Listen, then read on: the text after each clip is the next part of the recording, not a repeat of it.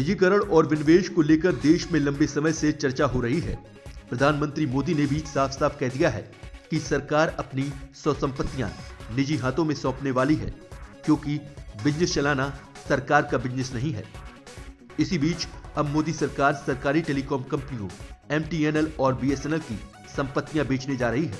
सरकार ने इन दोनों कंपनियों की कई संपत्तियों को लगभग 970 करोड़ रुपए के रिजर्व प्राइस पर बिक्री के लिए लिस्टेड किया है।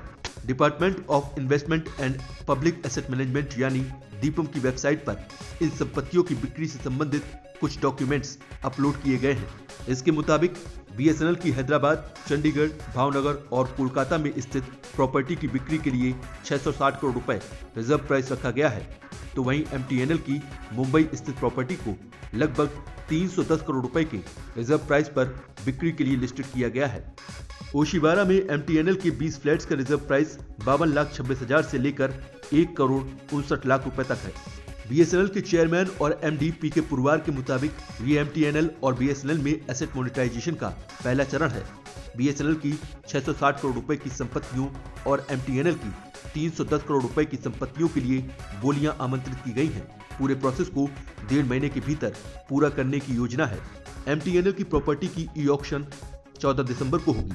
एसेट मोनेटाइजेशन MTNL और BSNL के लिए 70,000 करोड़ रुपए की रिवाइवल प्लान का हिस्सा है, जिसे सरकार ने अक्टूबर 2019 में मंजूरी दी थी। फिलहाल दोनों ही सरकारी टेलीकॉम कंपनियां घाटे में चल रही हैं। BSNL को वित्त वर्ष 2018-19 में करीब 14,202 करोड़ रुपए का घाटा हुआ। वित्त वर्ष 2017-18 में 7,993 करोड़ रुपए का घाटा हुआ था। वित्त वर्ष 2016-17 में 4,793 करोड़ रुपए और वित्त वर्ष 2015-16 में 4,859 करोड़ रुपए का घाटा हुआ था। तो वहीं MTNL पर करीब 20,000 करोड़ रुपए का भारी भरकम कर्ज है। केंद्र सरकार ने इसी साल अक्टूबर में इन दोनों सरकारी टेलीकॉम कंपनियों के रिवाइवल के लिए 70,000 करोड़ रुपए के रिवाइवल प्लान को मंजूरी दी थी। इसमें इन दोनों कंपनियों का मर्जर, संपत्तियों की बिक्री और कर्मचारियों को VRS देने की घोषणा की गई थी। केंद्र सरकार की योजना एसेट मोनेटाइजेशन स्कीम के तहत अगले 4 सालों में 6 लाख करोड़ रुपए की संपत्ति बेचने की है।